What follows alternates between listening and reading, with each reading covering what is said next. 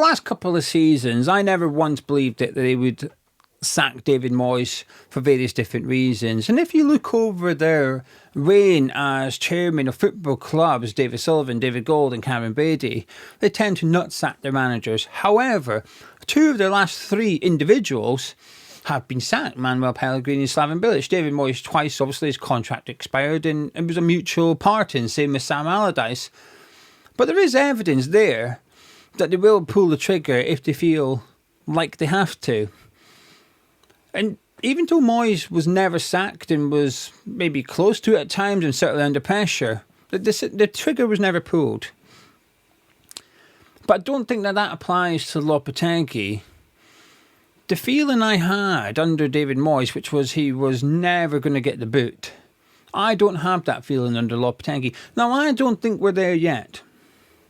I don't think Lopetegui's in danger. Even if we get beat by Man United, I'm still not convinced they'd sack him. However, Man United at home, Nottingham Forest away, Everton at home, a bad 3 results. And I could see there being a sacking of Lopetegui during the next international break in November. Moyes, I wouldn't describe him as untouchable, but I think he would have had to be incredibly bad to get the sack. I don't think Lopetegui has to be as bad as David Moyes would have had to be in order to get the boot. And there's one big reason I feel like that. Because if we go back over the last couple of years, off the back of a very heavy defeat or a poor run of form, David Sullivan would have received numerous correspondence from journalists, and they all had one question they wanted answered in particular. Are you going to sack David Moyes? Now, there's probably a follow-up question. Well, what does it take for David Moyes to get sacked? And I feel like we got question 1 answered, no. Or 3 games, we're going to judge him over the next 3 games. That was as close to the sack Moyes got in regards to the things that came out of the club. But question number 2, I never really felt we got that answered. What would it take for Moyes to end up getting dismissed by David Sullivan? I never really felt that we had that answer. Because I don't think there really was one. I think he was pretty untouchable as a manager of West Ham United, and the reason for that, and it's a reason that was given quite a lot over the last 2 years as to why they wouldn't sack David Moyes. Credit in the bank. That was a phrase we heard a lot. No, it wasn't the only reason. There was other reasons given too. But credit in the bank was certainly something that came out as a reason as to why they were giving David Moyes time. And I think this is the difference between the two. I think it was an opportunity. Basically, we're saying Moyes has got credit in the bank, so we're going to give him the opportunity to turn it round because he deserves additional games. He deserves additional time.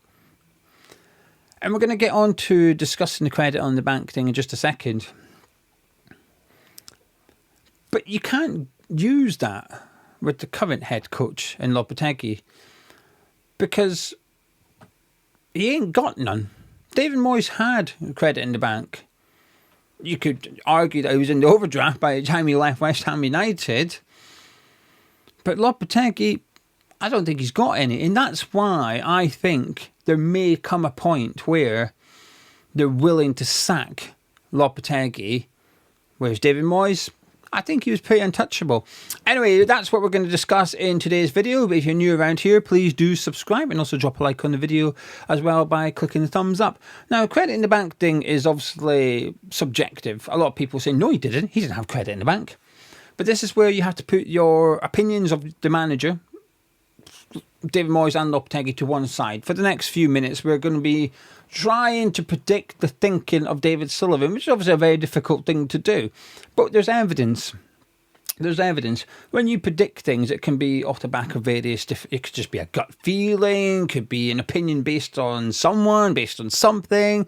But you can make predictions based off of things that have actually happen. So Lopetegui went before the season kicked off. Where's West Ham going to finish? 11. I don't know. It was just a gut feeling. I looked at us pre-season. I looked at our transfer window. I'll go 11th. It's just a vague prediction, one without too much strong emotion. But in regards to predicting how Lopetegui is going to do over the next few games, you use what he's done over the last few games. You get my point. So put what you think about Moyes and Lopetegui to one side, which is difficult. Just put it to one side for the next 5 minutes and indulge me if you will. Because I do think Moyes had credit in the bank in the eyes of David Sullivan, and this is where I'm going to put my own opinion back in for next minute. I agree. I think he did. 3 seasons of European football, winning a European trophy, it had to count for something, and I think that is what kept David Moyes in a job longer than some would have liked to have done. And that's why I think he got the time to try and turn it around. Credit in the bank. That was his credit. 6th place finish, 7th place finish, winning a European trophy. Every time, he was just topping his account back up. By the end of his contract, he'd ran out. His funds was empty. Bank was back to zero. But Lopetegui's never really got going. He's never really had anything there to say, you can't sack me because of X, Y, Z. If David Moyes, some of his press conferences were spiky. But a lot of the stuff he said was factual, and a lot of the stuff he said was circumstantial. He often used to say West Ham's not had it this good in a long time. Along those lines, you've heard him say those things. And for people older than me, that may not be true. For those that seen West Ham in the 80s, you could point back to the 80s and say, actually, it was better back then, Moisey. We've had it better than this. For those even older than that and got to see the likes of Bobby Moore play, you might point back to further beyond the 80s and say, no, it was better back then, thank you. Possibly. But for me, it's kind of true. The period under David Moyes was as good as I've had as a West Ham fan. European football and winning a trophy.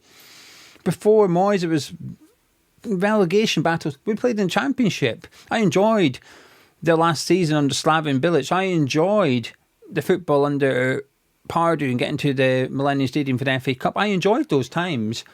But they were all one-off seasons, 1.5 seasons. This was 3 seasons. Football wasn't always the best to watch, but that season we finished 6th. I loved it. I thought the football was brilliant. I thought it was really good, really enjoyable. The Lingard season, that one, I enjoyed it. So when Moyes said West Ham fans perhaps haven't had it as good as this for a long time, I never knew West Ham qualify for European football back-to-back. Neither did I. I couldn't really disagree with him. And I think that's what gave him credit in the bank. That's what made him almost untouchable by David Sullivan. I think it gave David Sullivan the fear of what you're going to do without this guy. I think Sullivan probably seen him as a really safe pair of hands.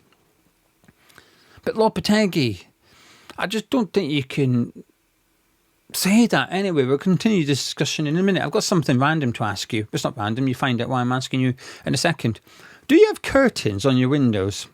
No, honestly, serious question. Do you have curtains on your windows downstairs? If the answer is yes, why do you have curtains? It's because you don't want people looking in, right? You want privacy. In the evening, you want to draw the curtains and nobody can see in and see what you're doing while you sat there watching the football. You don't want people peeking in, right? But that's why you should have a VPN. That's what your VPN's for. So stop people peeking in. Surfshark VPN does that. It stops people being able to look at your personal details whilst you are online. So if you've got curtains on your window downstairs, then you would agree that having that privacy is pretty important. So make sure you've got it when you're online as well, because that's what a VPN is. That's what Surfshark VPN is. You only need one account to cover multiple devices. You only need to sign up once. And when you do it, you can cover these devices. And it just adds a layer of security, a layer of protection for you, makes it harder for you to be hacked, keeps your personal details private, just the way it should be. Now, with Surfshark VPN, if you sign up via Hamish Chat, you will get 4 months free. Now, to do that, you have to go to surfshark.com/Hamish Chat. The link is in the description below. The offer is automatically applied when you go to that URL, so you don't have any codes to input as well. But also, if you don't like it, some shops have this with their curtains. There's a 30-day money-back guarantee as well. You buy the curtains, you don't like them, you take them back to the shop. It's the same with Surfshark VPN. You get it, you use it. And if you don't like it, you just let them know and you get a full refund within 30 days. It's as simple as that. If you're going on holiday anytime soon, lucky you. Make sure you draw your curtains before you go. And lucky you. But one of the features of having the Surfshark VPN is you can change your geolocation. So if you're off to France for whatever reason, it won't be to watch West Ham, we don't have any European football anymore, change your location back to England and you can access the same content as you usually do. So stay protected online. Surfshark VPN, go to surfshark.com/Hamish Chat 4 months free. Now back to discussing Lopetegui and Moyes. That's why I think Moyes was secure and why I think Lopetegui perhaps isn't. He ain't got no credit in the bank, essentially. But there's something else as well. And we've sort of seen it a little bit today with, Lopetegui wanting a new striker because of Fulkrug being injured. And listen, I don't disagree. I think he probably does want a new striker in January. And I'd advise it's perhaps not the worst idea either to get a new striker and to assume that this guy is not someone you can rely on for the rest of the season. But whilst Sullivan was never going to dismiss David Moyes, I do think David Moyes was never going to walk away from West Ham. I think they were the perfect match for each other, Moyes and Sullivan. I think Sullivan got very lucky. I've said it 100 times, I'll say it once more. Nobody would ever convince me that when Sullivan rehired David Moyes, he went, there's the guy that's going to get us European football. No chance, none whatsoever.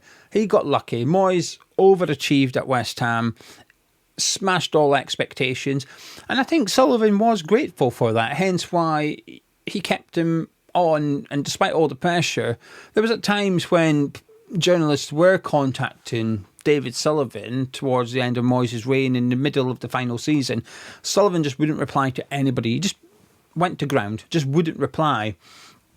And I seen that as a show of support to David Moyes. It's almost like, no, I'm not getting involved in this. I've done my sort of justifications to why we're keeping him. I'm just not going to reply anymore. I'm just going to let him, hopefully, get on with things and turn things round. Moyes would never. I never felt Moyes would get sacked, I never felt Moyes would walk away. That's why when it was coming to the end of his contract, I thought Sullivan can be chill about this. He can just wait because he's not going to leave. He gets well paid. It's a good job. It's a good club. You can't say that for Lopetegui, can you? Whilst I think Lopetegui may get sacked, or Sullivan may sack Lopetegui, in terms of being willing to rather than has he done enough to get sacked, I think there's also a chance that Lopetegui would walk away. He's shown that because we go back to the start of the video, evidence. You look at this whole video is based on things that have actually happened. And Lopetegui has walked out of a Premier League football club in his last job. Now that was over what he felt was broken promises in regards to the transfer window. I have a feeling, when I seen this story that Lopetegui wants a striker in January, I had a feeling there was almost a bit of an exit plan. I just had this feeling that he's putting together something that if he doesn't get a striker in January, or even if it gets closer to January, he could walk out and say, I've been told I was going to get a striker and now I've just been told I'm not getting one. Because I don't trust him, because it's hard too. He's only been here, 8 games, 5 months, as one of our subscribers pointed out at the weekend, which spooked me a little bit. Lopetegui's been at West Ham for 5 months now. So when people say he's not had enough time, he's only had 8 games. He's had 10, but he's had 8 games. Well, he's had 5 months. Both are true. So I just don't trust Lopetegui would commit to West Ham and stay at West Ham until the end of his career because of what he did at Wolves. And that's something I think Sullivan has to be aware of and be ready for. The possibility that his head coach might turn around one day and say, I'm off. I'm jumping before I'm pushed, and I don't want to be attached to this football club anymore. It's not going well for me. I've got a reason. I've got to come up with something as to justify me leaving West Ham United, and that is what I'm going to do. And he can't get caught short with that one, David Sullivan. Last season, the season before, Sullivan, not so much last season, because we did all right. We were very competitive in the Premier League. We went into the new year, into 2024. We had a really good chance of European football and a good chance of winning in European football. Because we go back to credit in the bank. Our worst performing season in European football alone was the quarterfinals of the Europa League. It's hardly anything to be ashamed about, is it? And quite the opposite. I think it's something to be quite proud of, actually. But whilst in January time, Sullivan would have been able to relax a little bit knowing his manager was going nowhere. He was going to be here till the end of the season. The season before, when we were in the relegation battle and we won the Conference League, I think it's fair to suggest Sullivan should have been at least coming up with a short list of candidates to replace Moyes if he had to dismiss him. He should have come up with one last season as well, if Moyes left post-season. I think he did. I think there was one name, Lopetegui. Don't think it was a very big list, short list, and bloody short indeed. But this season now, I think it would be wise for Sullivan already to have a list of candidates who could have replace Lopetegui if required. Now, I appreciate I'm saying Sullivan, and people say, hang on, it's Steidten. Yes, but I think the appointment of Lopetegui showed that Sullivan has the final say, and I think Steidten perhaps agreed to the appointment of Lopetegui eventually. And it's maybe not just Lopetegui that we've got to watch out for walking out, because just 6 months ago now, maybe a bit more than that, 8 months ago maybe, it was January, February time, weren't it? I think that it was announced that Klopp was leaving Liverpool. It was at the start of the year. Within a week, Tim Steidten was twerking for the Liverpool job, the sporting director's job at Liverpool. He was, I've been linked, and it's, it means lots. A big compliment, and who knows? But at West Ham for now. But who knows what the future might hold? It was one of them, wasn't it? It says the right things, so it looks like he's still committed to your club. But at the same time, I'm available. Come get me. There's a possibility that Steidten could walk. There's he ended up having to leave Bayer Leverkusen because he tried to go get the job at Chelsea and just didn't get the job. He met up with Todd Bowley to try and get the equivalent job he's got now at Chelsea. Leverkusen found out that you can't do that, mate. You're out of here. So he put him, got mutual agreement, off you go, terminate your contract kind of thing. And now he's at West Ham. So we've got a technical director with history of doing the dirty on his club, and we've got a manager, head coach. We've got a head coach with history of walking out of his club, and we've got a chairman with history of sacking a manager if needs be, but tends to stick by them. But like I said, it depends how you want to look at it. It's almost like stats. Stats tell you two different stories. I made a joke about it. Lopetegui's had 8 games. That's true. He's had 8 Premier League games. He's also had 10 games. He's also had 5 months. All 3 things are true. It just depends which one you want to use in order to suit your argument. And I guess that's the same with Sullivan here. You could point out managers, say, he always sticks by his manager. Look at David Moyes, look at Sam Allardyce. Contracts ran out. Well, yeah, but look at Manuel Pellegrini, look at Slaven Bilic, sacked. So it depends how you want to look at it. And at the minute, I think we've just got this really fragile leadership at the football club. And I've got to the point where, if I go back, like I said, a year ago, 2 years ago, I was confident that coming the end of the season, Moyes was still going to be manager. Whether you wanted him, like I said, it doesn't matter if you wanted Moyes as manager or not. Forget that. This is about what you think David Sullivan would do. I was very, very confident Moyes would still be the manager. Today, I think I'm more, I say optimistic, maybe that's not the right word. I can't think of the right word here. So it's not confident. I'm more, not hopeful, don't want to use that word. What's the word? I'm more 60-40 in favour of something, but I don't want to describe it as a positive or a negative way. I can't think of the word right. I am, if you said to me, how you feel, I say 60-40 thinking this is going to happen, and what do you think is going to happen? One of those 3 won't be here next year. I think Sullivan will be. Steidten and Lopetegui, I think 12 months from now, I don't think they'll both be here. I don't know, I say justify, I think I just have. Technical director with history of doing the dirty on a club, and a head coach who in his previous job walked out because he didn't like the conditions. Well, does he like the conditions at West Ham where he's been handed a slow midfield and a striker that's injured? Because Max Kilman, Lopetegui. That was Lopetegui. That's down to you. You've got to make that work. But the slow midfield, I think Lopetegui could say, was not me, governor. I wanted Alex Garcia, didn't get him. I got this guy instead. What about striker? Well, I didn't get him. I didn't want Fulkrug. That was him.